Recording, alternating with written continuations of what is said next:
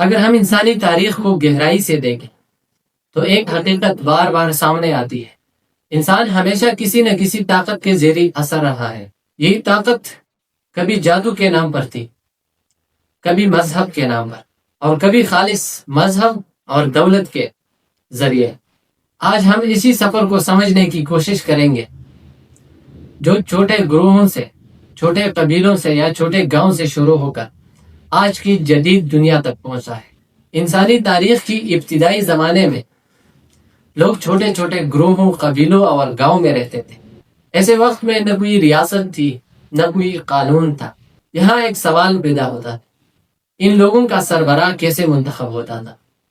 یہاں ایک اہم کردار سامنے آتا ہے، وہ شخص جو خود کو جادوگر یا روحانی طاقت رکھنے والا ظاہر کرتا تھا۔ وہ لوگ دعویٰ کرتے ہیں، اس زمانے کے جو لوگ ہیں وہ دعویٰ کرتے ہیں اور تاریخ میں لکھتے ہیں کہ وہ لوگ سمجھتے تھے کہ وہ بارش برسا سکتا ہے، کیونکہ اس نے تو لوگوں کو بیوقوف بنایا ہوتا تھا جھوٹ کے ذریعے، جادو کے ذریعے۔ تو لوگ سمجھتے تھے کہ یہ بارش برسا سکتا ہے، فصلیں اگا سکتا ہے، اور بیماری سے انسان کو نجات دلا سکتا ہے، اور اگر ان کی بات کوئی نہ مانے تو اس کو نقصان پہنچا سکتا ہے۔ عام لوگ جو اس وقت میں سادہ لوگ تھے اور لا علم بھی تھے، زیادہ پڑھے لکھے نہیں تھے، تو خوفزدہ ہو کر ان کی بات مانا کرتے تھے، اور یہی جادوگر پھر آہستہ آہستہ قبیلے کا سردار بن جاتا۔ اس وقت میں حکمرانی کی بنیاد تھی جادو اور خوف، اس کے ذریعے لوگوں کو کنٹرول کیا جاتا تھا، اور اس کے بعد گاؤں شہروں میں تبدیل ہونے لگا، معاشرہ پیچیدہ ہوتا گیا، اور یہاں صرف جادو کے ذریعے حکمرانی کافی نہیں رہی۔ اب طاقت کی نئے ذریعے سامنے آئے، دولت، زمین، ہتھیار، پھر ان کے ذریعے لوگوں کے اوپر حکمرانی کی جاتی تھی۔ یہ وہ وقت تھا، یہاں سے نوابی اور بادشاہت جنم لیتی ہے۔ جو شخص زیادہ امیر، بااثر اور زیادہ طاقتور ہوا کرتا تھا، تو پھر انہی لوگوں نے عام لوگوں کے اوپر حکمرانی کرنی شروع کر دی، اور یہاں پر حکمرانی کی بنیاد بنی طاقت اور دولت۔ اور پھر انسانی تاریخ میں ایک بڑا موڑ سامنے آیا، مذہب کا ظہور۔ مذہب نے انسان کو اخلاقیات دی، زندگی کا مقصد دیا، اور ایک اعلیٰ طاقت، خدا کا تصور دیا۔ لیکن تاریخ ہمیں یہ بھی بتاتی ہے کہ کچھ لوگوں نے مذہب کو اپنی ذاتی مقصد کے لیے استعمال کرنا شروع کر دیا۔ اس وقت کے بادشاہ یہ کہا کرتے تھے کہ ہم خدا کے نمائندے ہیں، اگر ہماری بات نہیں مانو گے تو سزا ملے گی، آپ گناہ میں گرفتار ہو جاؤ گے، اسی لیے ہماری بات ماننا فرض ہے آپ کے اوپر۔ یوں مذہب بھی ایک ہتھیار بن گیا، ایک وسیلہ بن گیا، طاقت میں رہنے کے لیے، طاقت کو پانے کے لیے مذہب کا استعمال ہونا شروع ہو گیا، اور پھر حکمرانی کی بنیاد بنی مذہب اور خوف۔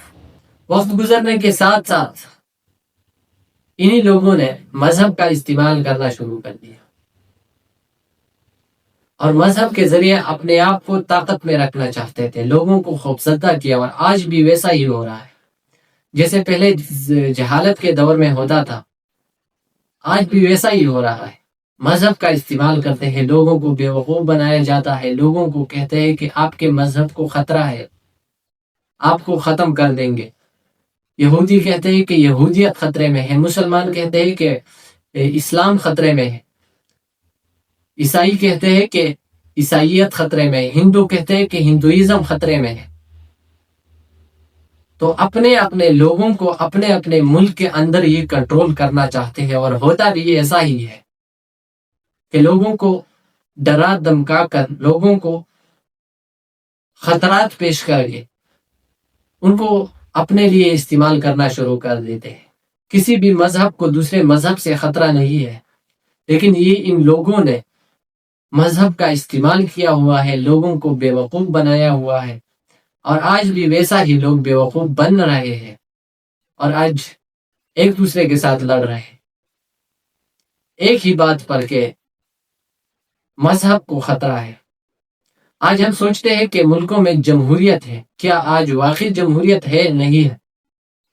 اگر ان ملکوں میں جمہوریت کا نام تو ظاہری طور پر دکھتا ہے، ووٹ کا حق ہے، لیکن ووٹ لینے والا جو اوپر بیٹھا ہوا ہے وہ لوگوں کو بیوقوف بناتا ہے، اسی مذہب کا استعمال کرتا ہے، طاقت کا استعمال کرتا ہے، یوں لوگ بیوقوف بن جاتے ہیں کیونکہ لوگوں کے دماغوں کے اوپر کام کیا گیا ہے۔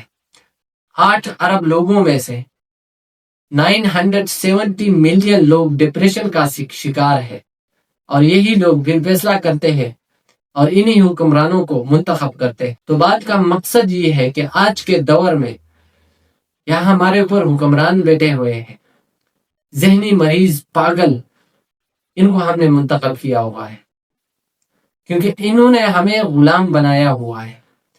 کچھ لوگوں کو سہولت دے کر غلام بنایا ہوا ہے، کچھ لوگوں کو کام کے پریشر میں لگایا ہوا ہے، کچھ لوگوں کو غربت کی لکیر سے نیچے دھکیلا ہوا ہے تاکہ وہ اپنے رزق کی کشمکش میں رہے اور حکمرانوں کے اوپر ہاتھ نہ اٹھائے، اور یوں حکمران اپنی حکمرانی جاری رکھتے ہیں اور لوگ برداشت کرتے رہتے ہیں۔ سہولت کی زنجیریں جن لوگوں کو لگائی گئی ہے اور جو ان سہولت کی زنجیروں میں خوش ہے، تو یہ سب سے خطرناک غلامی ہے۔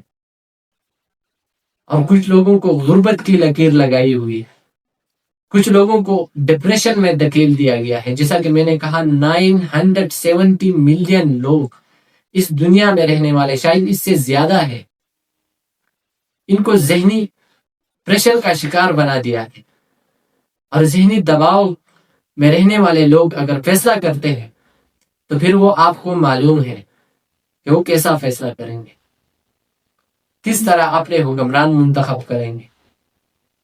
تو ہر دور میں انسانی تاریخ کے اوپر نظر ڈالی جائے تو انسان کو بیوقوف بنایا گیا ہے، جادوگری سے لے کر مذہب تک، اور آج بھی وہی مذہب کا استعمال ہوتا ہے۔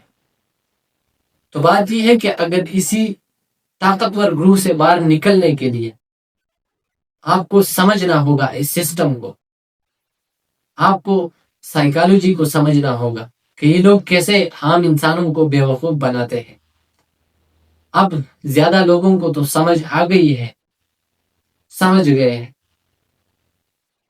لیکن بہت سارے لوگ ایسے بھی ہیں جو نہیں سمجھتے اور اندھوں کی طرح ان حکمرانوں کو سپورٹ کرتے ہیں۔ جیسے پہلے انہوں نے غلام بنایا تھا، آج بھی ویسے ہی ہمارے اوپر رول کر رہے ہیں۔